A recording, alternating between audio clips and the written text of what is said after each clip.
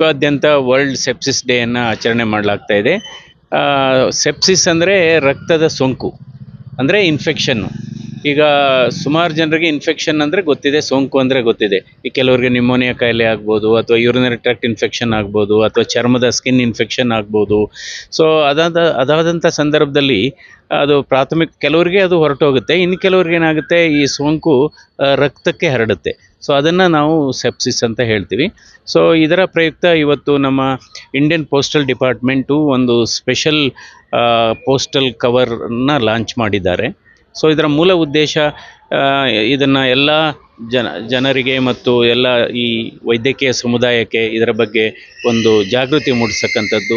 ಅಂದರೆ ಸೆಪ್ಸಿಸ್ ಅಂದರೆ ಏನು, ರಕ್ತದ ಸೋಂಕು ಅಂದರೆ ಏನು, ಅದನ್ನು ಯಾವ ರೀತಿ ನಾವು ಮುನ್ನೆಚ್ಚರಿಕೆ ಕ್ರಮ ತಗೊಂಡು ಅದನ್ನು ತಡೆಗಟ್ಬೋದು, ಅಥವಾ ನಾವು ಅದನ್ನು ಬೇಗ ಪತ್ತೆ ಹಚ್ಚಿ ಅದನ್ನು ಯಾವ ರೀತಿ ಚಿಕಿತ್ಸೆ ಕೊಡ್ಬೋದು. ಏಕೆಂದರೆ ಇವತ್ತು ಭಾರತ ದೇಶದಲ್ಲಿ ಸುಮಾರು 1,20,00,000 ಜನರಿಗೆ ಈ ರಕ್ತದ ಸೋಂಕು ಅಂದರೆ ಸೆಪ್ಸಿಸ್ಸಿಂದ ಬಳಲ್ತಾ ಇದ್ದಾರೆ. ಅದರಲ್ಲೂ ಕೂಡ 30 ಲಕ್ಷ ಜನರು ಸಾವನ್ನಪ್ತಿದ್ದಾರೆ.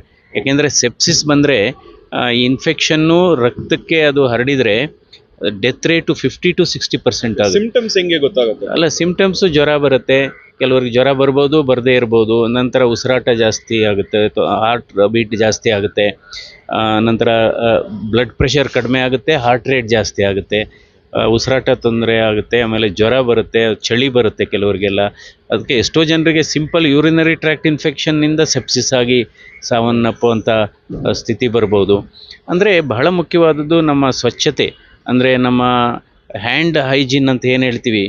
ಅಂದರೆ ಪ್ರತಿಯೊಬ್ಬರೂ ಕೂಡ ನಾವು ಚಿಕ್ಕ ವಯಸ್ಸಿನಿಂದಲೇ ಮಕ್ಕಳಿಗೆ ನಾವು ಅದನ್ನು ರೂಢಿ ಮಾಡಿ ಕಲಿಸ್ಬೇಕಾಗುತ್ತೆ. ಕೈ ಚೆನ್ನಾಗಿ ವಾಶ್ ಮಾಡ್ಕೋಬೇಕು. ಅಂದರೆ ನೀರು ಸೋಪ್ ಹಾಕಿ ಆದರೂ ಸರಿ, ಅಥವಾ ಸ್ಯಾನಿಟೈಸರ್ ಆದರೂ ಸರಿ. ನಾವು ಕೈ ವಾಶ್ ಮಾಡೋದನ್ನ ಕಲಿಸಿದ್ರೆ, ಇವನ್ ಆಸ್ಪತ್ರೆಗಳಲ್ಲೂ ಅಷ್ಟೇ ನರ್ಸ್ಗಳು, ಡಾಕ್ಟರ್ಸು, ಟೆಕ್ನಿಷಿಯನ್ನು ಎಲ್ಲರೂ ಕೂಡ ಒಂದು ಪೇಷಂಟಿಂದ ಇನ್ನೊಂದು ಪೇಷಂಟ್ನ ನಾವು ಮುಟ್ಟೋದಕ್ಕೆ ಮೊದಲು ಇನ್ ಬಿಟ್ವೀನ್ ನಾವು ಕೈ ವಾಶ್ ಮಾಡ್ಕೋಬೇಕು. ನಾವು ಈ ಹ್ಯಾಂಡ್ ವಾಷಿಂಗ್ನ, ಹ್ಯಾಂಡ್ ಹೈಜೀನ್ನ ನಾವು ಪ್ರಾಕ್ಟೀಸ್ ಮಾಡಿದರೆ ಈ ಸೋಂಕಿನ ಪ್ರಮಾಣ 50ರಷ್ಟು ಕಡಿಮೆ ಆಗುತ್ತೆ. ಸೊ ಅಂದರೆ ಅದಕ್ಕೋಸ್ಕರ ಅದು ಮಕ್ಕಳಿಗೆ ಅಥವಾ ಎಲ್ಲರಿಗೂ ಕೂಡ ಕ್ಲೀನ್ಲಿನೆಸ್ಸು, ಹೈಜೀನ್, ಹ್ಯಾಂಡ್ ಹೈಜೀನ್ ಅಂತ ಹೇಳ್ತೀವಿ, ಅದು ಇಂಪಾರ್ಟೆಂಟು. ಮತ್ತು ಆಸ್ಪತ್ರೆಗಳು ಕೂಡ ಸ್ವಚ್ಛತೆಗೆ ಹೆಚ್ಚು ಗಮನ ಕೊಡಬೇಕು. ICU ಆಗ್ಬೋದು, ಆಪ್ರೇಷನ್ ಥಿಯೇಟರ್ ಆಗ್ಬೋದು, ಸ್ವಚ್ಛತೆಗೆ ಕೊಟ್ಟರೆ ಎಷ್ಟೋ ಇದನ್ನು ಕಡಿಮೆ ಮಾಡೋದು. ವಿಶೇಷವಾಗಿ ಸರ್ಕಾರಿ ಆಸ್ಪತ್ರೆಗಳಲ್ಲಿ ಅಲ್ಲ, ಅದಕ್ಕೇನೆ ಇದು ಅಂದರೆ ಇದಕ್ಕೆ ಹೆಚ್ಚು ಮಹತ್ವ ಕೊಡಬೇಕಾಗತ್ತೆ ಇವಾಗ. ಆಮೇಲೆ ಈ ಆಪ್ರೇಷನ್ ಥಿಯೇಟ್ರಲ್ಲಿ ಎಷ್ಟು ನಾವು ಸ್ವಚ್ಛತೆ ಕೊಡ್ತೀವೋ, ಸೊ ಹ್ಯಾಂಡ್ ಹೈಜೀನ್ಗೂ ಅಷ್ಟೇ ಸ್ವಚ್ಛತೆ ಕೊಡಬೇಕು.